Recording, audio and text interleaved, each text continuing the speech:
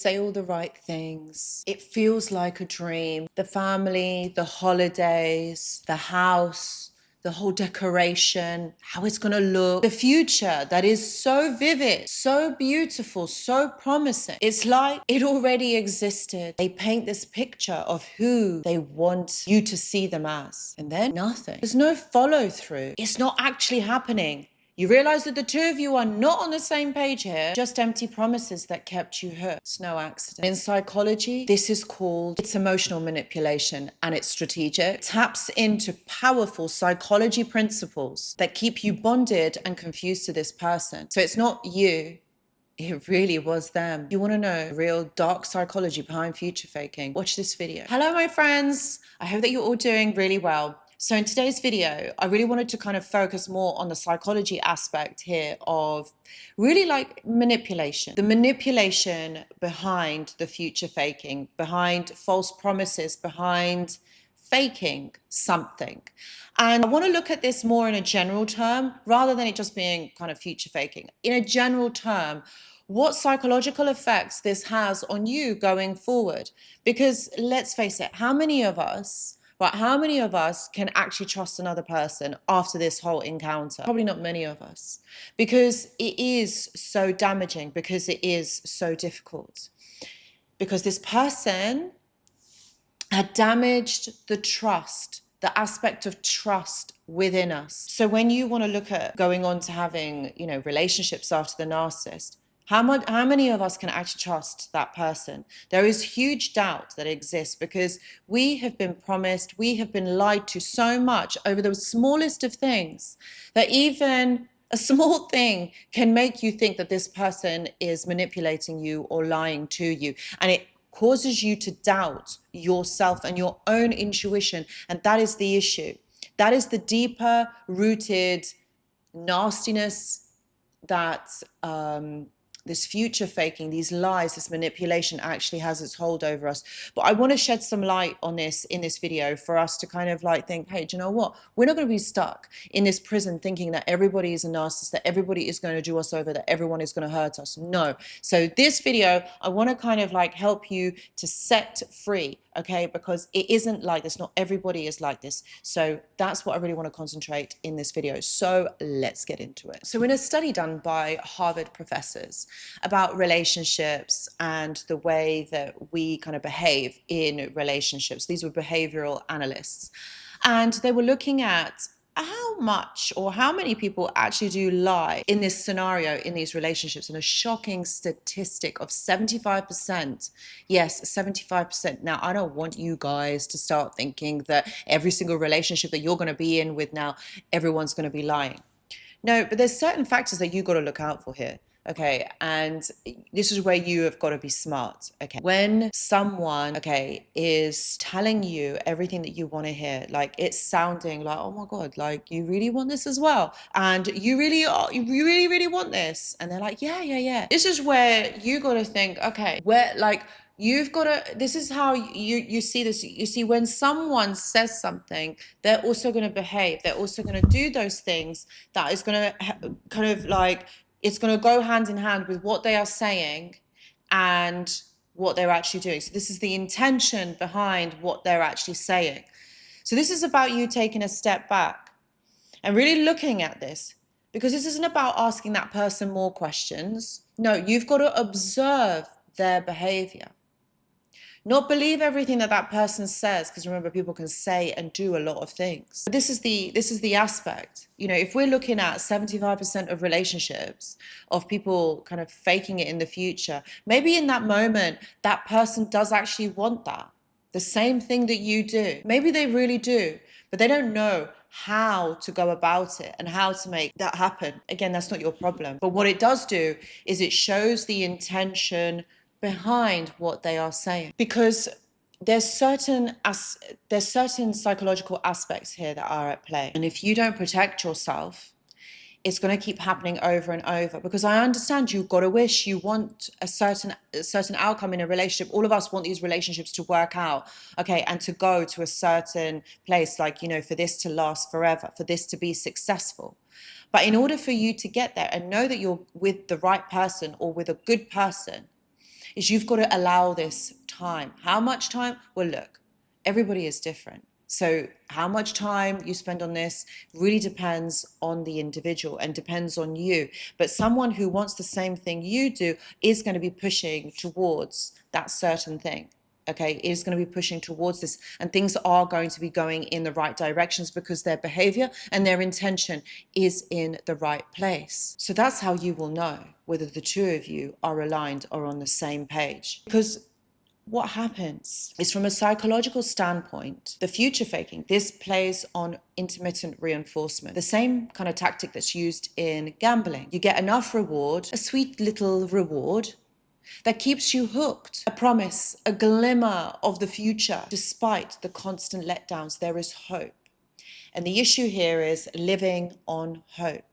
We can't do that, my friends. We cannot live on hope, because what this tactic also does is it triggers our attachment system, especially, yeah, you guessed it, if you have an anxious attachment. The future faking will reactivate old woundings of longing, wanting, hoping, seeing the best in that person, making you chase the fantasy harder and harder.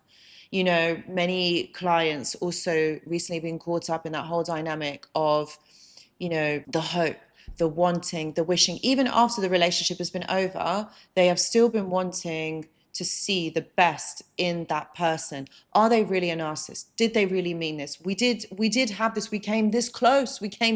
Coming close is not actually the reality. Being nearly there or broken up is not actually you are there. So future faking gives the narcissist power without any effort, because you still believe. What's happening is your old wounds are being triggered here. Intermittent reinforcement. Your old anxious attachment is coming to play here. This is what we don't want.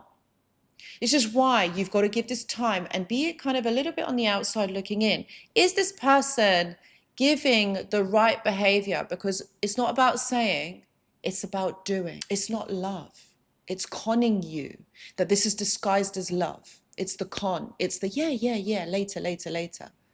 But why would, you got to think, why would someone who loves you, okay, tell you what you want to hear? Why would they do this? Why would this happen?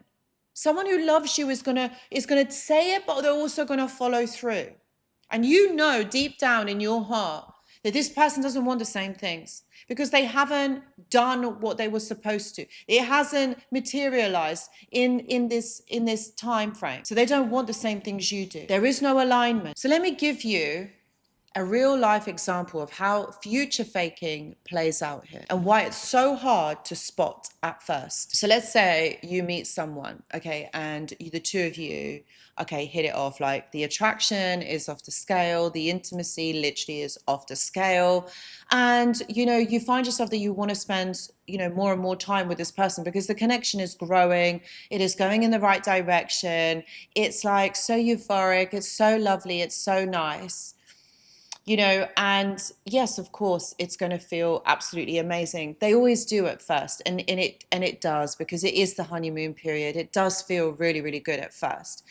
And, you know, you kind of talk about, you know, the future. You kind of talk about things, and both of you realize that you want children, you want to get married, you want to have the home, you want to have this future together. But the danger here is that it's being said in the first few weeks. So moving a little bit quickly here. You might hear things like, do you know, I've never felt this way before.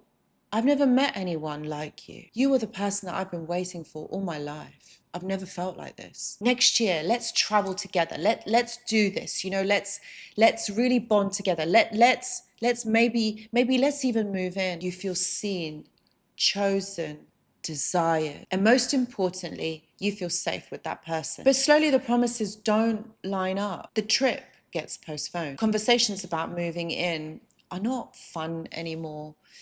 They make them anxious. They make them triggered. They make them deflect. They say that they meant it, but they say to you that you're going too fast, or let's just give this a little bit more space. Then you start chasing clarity. You try to fix things to make things work, because what you're seeing now is that actually in such a short space of time, things have done a 360, and it's becoming really increasingly difficult to spend time with this person. You want clarity. You want to understand. You want to just know where you are, where you stand in this connection. But the truth is, as you know deep down in your heart, it was never real. It was bait to keep you hooked. So how can you tell whether you are with someone, whether it's genuine, or whether it's red flags, or whether this is future faking? It's like what I said at the beginning of this video. Does their behavior line up with what they are saying? And you've got to give this time. In every relationship, when you're trying to get to know someone, you've got to give this time. But what happens is that these are the hooks to keep you living in hope. And that is the danger. That's the dark psychology of it, is living in hope.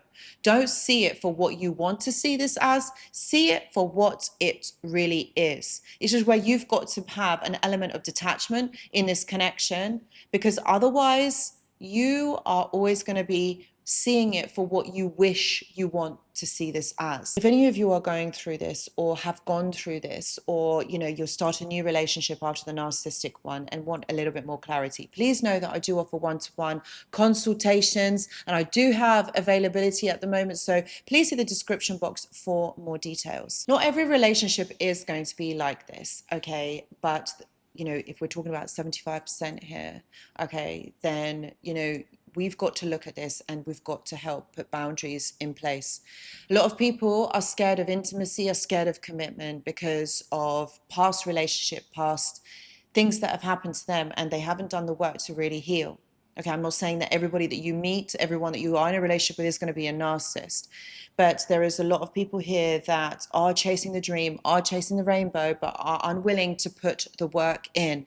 Now, I know, my friends, you are. So this is where you have got to protect yourself. It's always about boundaries. And before getting in too deep, make sure that you understand what your needs are and whether they are being met. This is all about you, okay? And I really hope that this video has helped you. I really hope that, if you want to talk about your experiences, please leave some experiences in the comment section below, because that I do read most of the comments. Only if you want to, my friends, only if you do. And if you have liked this video, please do give it a thumbs up. And if you haven't already, my friends, please do subscribe for more content like this. These videos are going to be more regular, more consistent, and they are coming to you every single week. So guys, thank you so much for watching, and I hope to see you in the next video. Goodbye.